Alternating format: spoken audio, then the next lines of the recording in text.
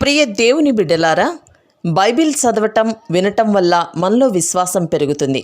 మన మార్గానికి త్రోవ చూపుతుంది. సమస్త జనులను శిష్యులనుగా చేయుడి మత్తయి 28:19 వచనంలో దేవుని వాక్యం తెలియచేస్తోంది. తెలుగు బైబిల్స్ను ఆర్ఆర్కే మూర్తి గారు రీసెర్చ్ చేసి విశ్లేషణ చేసిన బైబిల్లోని ప్రతి అధ్యాయాలను వచనాలను వరుస క్రమంలో అనగా ఆదికాండం నుండి ప్రకటనా గ్రంథం వరకు ఇవ్వబడుతుంది. ప్రతి ఒక్కరూ ఆధ్యాత్మికంగా విశ్వాసంలో బలపడి మీ జీవితంలో ఎదుర్కొంటున్న సమస్యల నుండి విడుదల పొందండి. ప్రతి ఒక్కరూ మీ దీవెన టీవీని సబ్స్క్రైబ్ చేసి ఈ వాక్యాన్ని లైక్ చేసి మీ మిత్రులకు బంధువులకు షేర్ చేయండి. దేవుని సువార్తను ప్రకటింపబడుటలో మీరు పాలిభాగస్తులు కండి. ప్రియ శ్రోతలు, ఈ రోజున మనం హోషియా గ్రంథం 8వ అధ్యాయం పాఠం చెప్పుకుంటాము. శ్రద్ధగా సావధానంగా వినండి. బాకా నీ నోట ఉంచి ఊదు. జనులు నా నిబంధనను అతిక్రమించి నా ధర్మశాస్త్రాన్ని మీరారు గనుక పక్షిరాజు వాలినట్లు శత్రువు యెహోవా మందిరానికి వస్తాడని ప్రకటించు. వారు మొర్రపెడుతూ అంటారు, మా దేవా, ఇశ్రాయేలు వారలమైన మేము నిన్ను ఎరిగి ఉన్నవారమే. ఇశ్రాయేలీయులు సన్మార్గాన్ని విసర్జించారు గనుక శత్రువు వారిని తరుముతాడు. నాకు అనుకూలురు కాని రాజులను వారు నియమించుకున్నారు. నేను ఎరుగని అధిపతులను తమకు ఉంచుకున్నారు. విగ్రహ నిర్మాణమందు తమ వెండి బంగారములను వినియోగించటము చేత వాటిని పోగొట్టుకున్నారు. షోమ్రోను, ఆయన నీ దూడను అనగా విగ్రహాన్ని విసర్జించాడు. నా కోపము వారి మీదికి రగులుకున్నది. ఎంతకాలము వారు పవిత్రత నొందకుండా ఉంటారు? అది ఇశ్రాయేలు వారి చేతి పనే కదా. స్వర్ణకారుడు దాన్ని చేశాడు, అది దైవము కాదు గదా. షోమ్రోను చేసుకున్న ఈ దూడ చిన్నాభిన్నమవుతుంది. వారు గాలిని విత్తారు గనుక ప్రళయవాయువు వారికి కోత అవుతుంది. విత్తినది పైరు కాదు, మొలక కాదు, పంట ఎత్తినది అది పంటకు వచ్చిన ఎడల అన్యులు దానిని తినివేస్తారు. శ్రోతలు వింటున్నారా? దేవుడు తీర్పును ప్రకటిస్తున్నాడు. ఇశ్రాయేలు తిరిగి లేగదూడ విగ్రహం వైపు మొగ్గుతోంది. అలనాటి ప్రవక్తలు స్థానిక సమస్యలను గురించి మాట్లాడారు.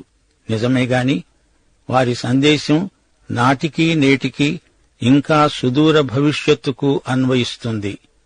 వారి ప్రబోధాలు కాలదోషం పట్టనివి. హోషియా, ఇర్మియా ప్రవచనాలు నేటి సమకాలీన సమస్యలకు సరిపోతాయి. వారు ప్రకటించిన కాలం చాలా సంక్లిష్టమైంది. ఇశ్రాయేలు జాతి పతనావస్థలో ఉన్నది. ఈ రోజున మన స్థితిగతులు అలానే ఉన్నాయి. ప్రవక్తల మాటలు మనలను మేల్కొల్పుతాయి. జాతులకు, దేశాలకు, రాజ్యాలకు తీర్పరి దేవుడు. ఆయన ఈ రోజున కూడా సింహాసనాసీనుడు. అలనాడు ఇశ్రాయేలుకే కాదు, ఈ రోజున నీకు నాకు ప్రవక్తలు హెచ్చరికలు చేస్తున్నారు.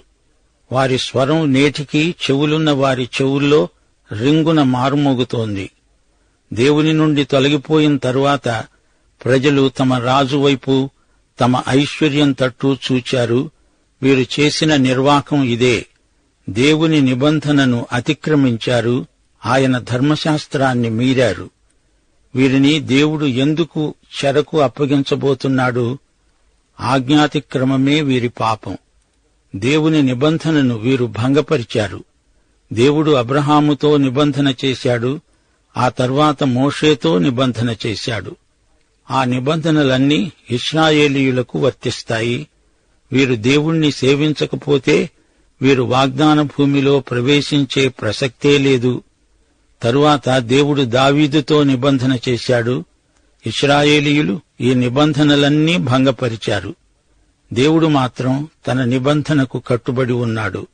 ఆడి తప్పని దేవుడు. అబ్రాహామీయ నిబంధన, దావీదీయ నిబంధన, ఈ రెండిటికి దేవుడు షరతులేవీ విధించలేదు.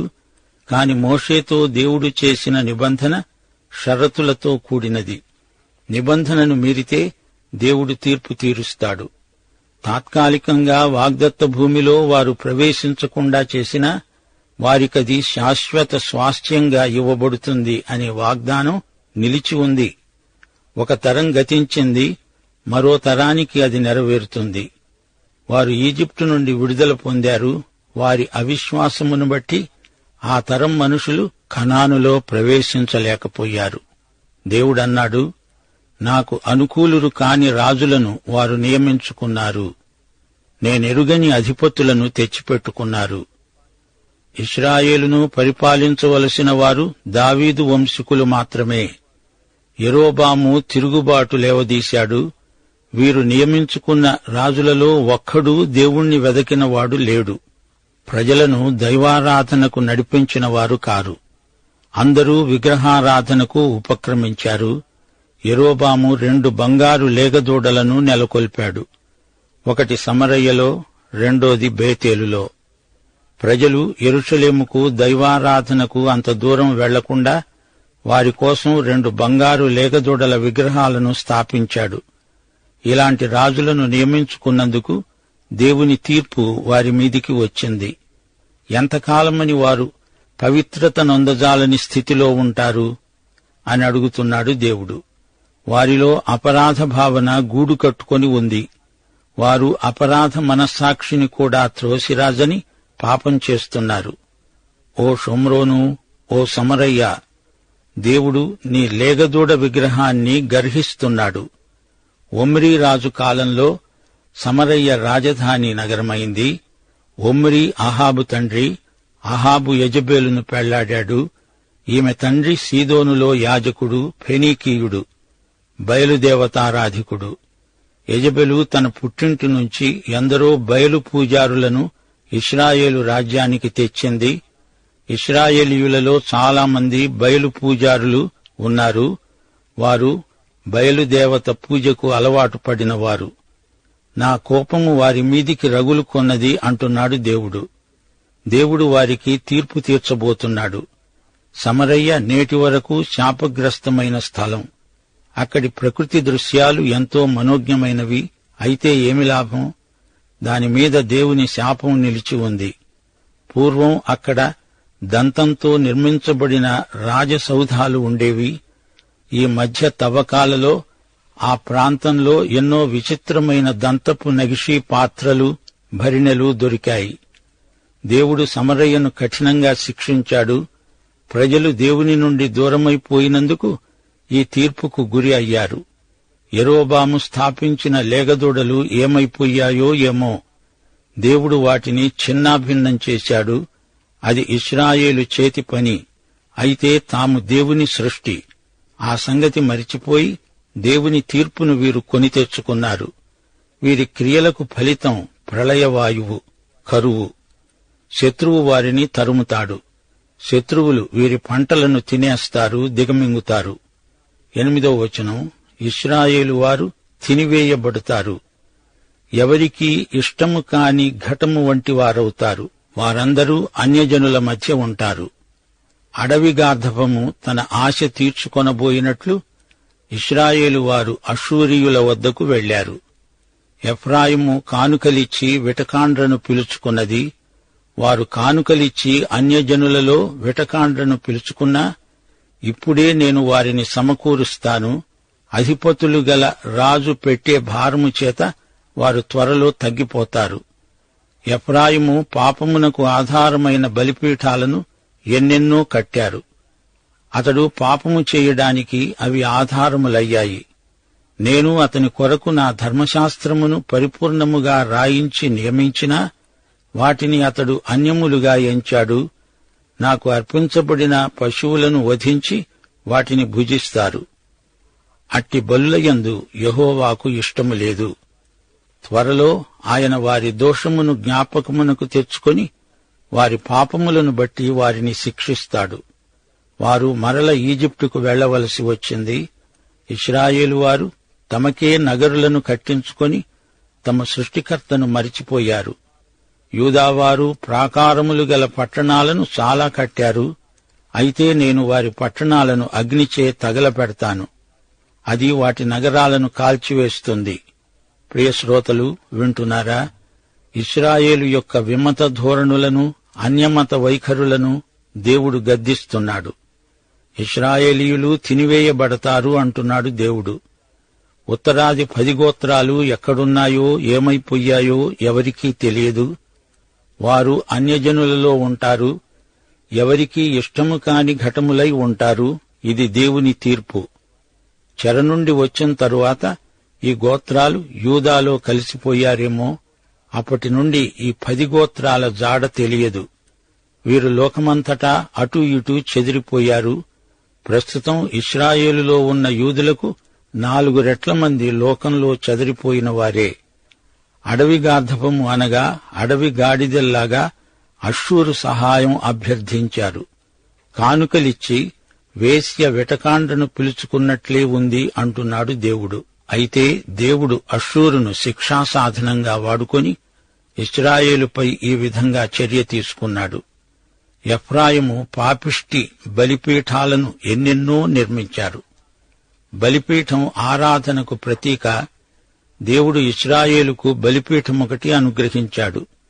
హెబ్రీ పత్రికలో చెప్పబడినట్లు దేవుని సంఘానికి పరలోక సంబంధమైన బలిపీఠమున్నది.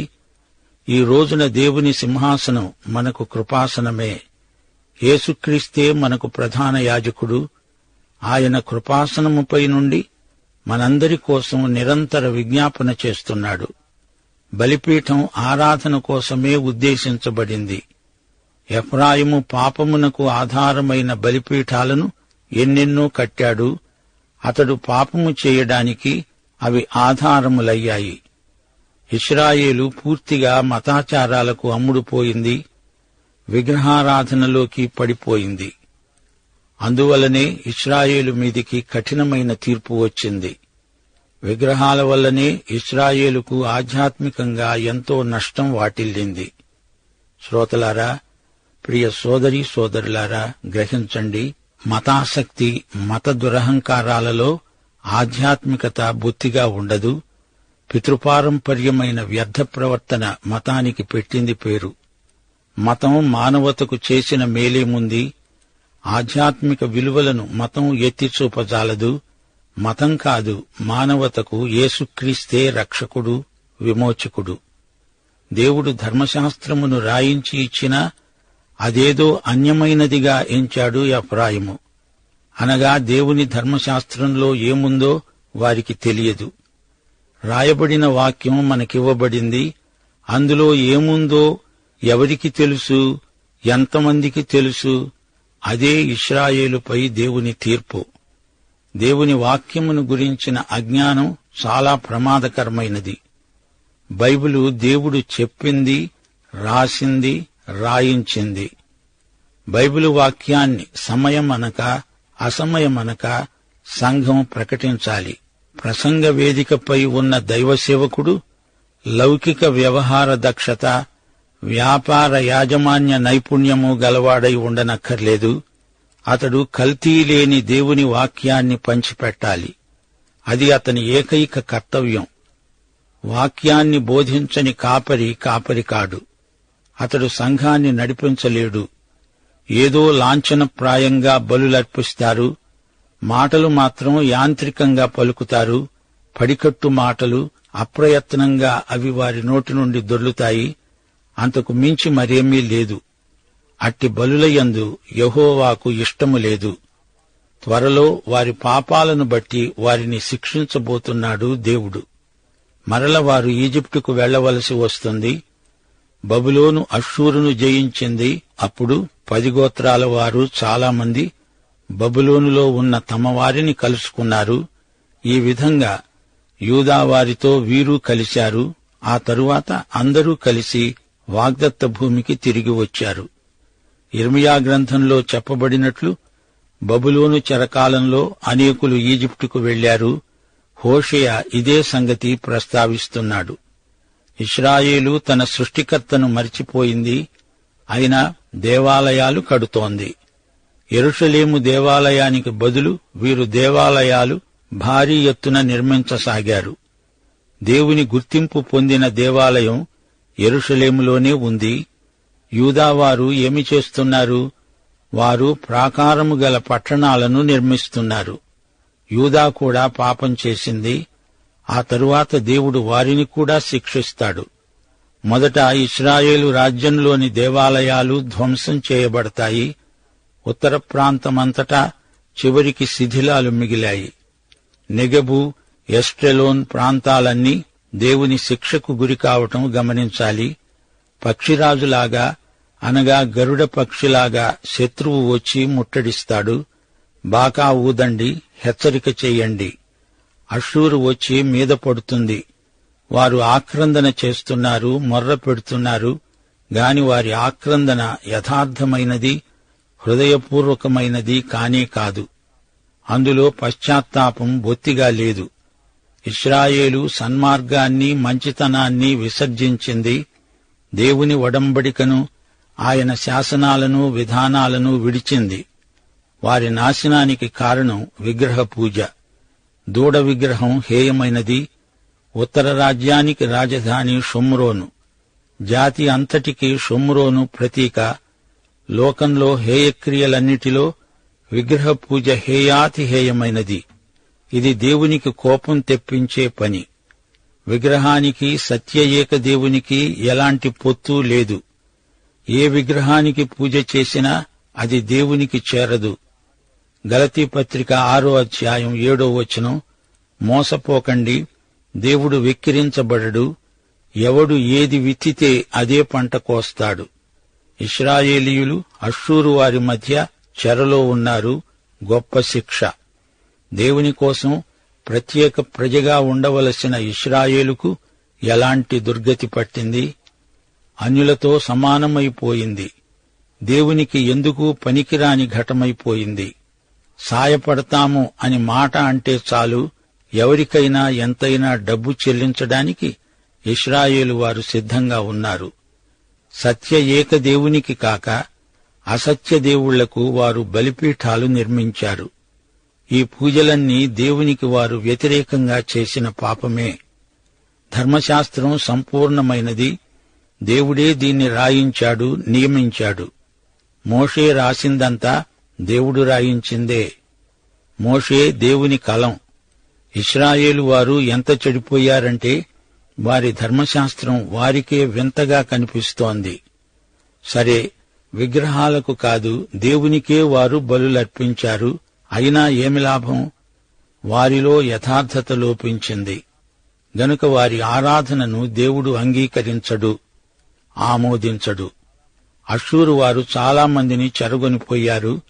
అయితే కొందరు తప్పించుకొని ఈజిప్టుకు వెళ్లిపోయారు. తమను చేసిన దేవుణ్ణి మరచి తాము చేసిన విగ్రహాల వైపు మరలడం మానవులలో కనిపించే సామాన్య పాపం. ఇశ్రాయేలు వారికి ధర్మశాస్త్రమున్నది గనుక అన్యుల కంటే వీరి పాపం మరీ ఘోరం. సృష్టికర్తను మరచి అబద్ధ దేవతలకు గుడులు కట్టడం మానవ సహజమైన పాపం. ఇశ్రాయేలు యొక్క విగ్రహారాధన, వారు చెదరిపోయే సంఘటన, విగ్రహారాధన అనే ఆధ్యాత్మిక వ్యభిచారం ఈ అధ్యాయం మనకు తేటగా చూపుతున్న విషయాలు. ఇశ్రాయేలీయులు గాలిని విత్తారు, ప్రళయవాయువే వారు కోసిన పంట. విగ్రహారాధన గాలి, జాతీయ ప్రళయమే వారు కోసిన పంట. శ్రోతలు వింటున్నారా? ఇశ్రాయేలు సైనిక బలాన్ని నమ్మింది, ఆర్థిక బలం మీద ఆధారపడింది. అయితే వారి నైతిక భ్రష్టత్వం వారి అధోగతికి కారణమైంది. వారేగాదు, లోకంలో ఏ జాతి అయినా, రాజ్యమైనా ఇదే ప్రాతిపదిక సూత్రం మీద పనిచేస్తుంది. దేవుని మీద ఆధారపడని రాజ్యాలకు మనుగడ లేదు. రాజ్యమే కాదు, రాజ్య పౌరులు కూడా దేవునిపై ఆధారపడినప్పుడే శోధనలను జయించగలరు. పాఠం ఇంతటితో సమాప్తం. ప్రభు అయిన యేసుక్రీస్తు వారి కృప, తండ్రి అయిన దేవుని ప్రేమ, పరిశుద్ధాత్మ యొక్క నిత్య సహవాసము మనకందరికీ తోడై ఉండునుగాక. ఆమేన్.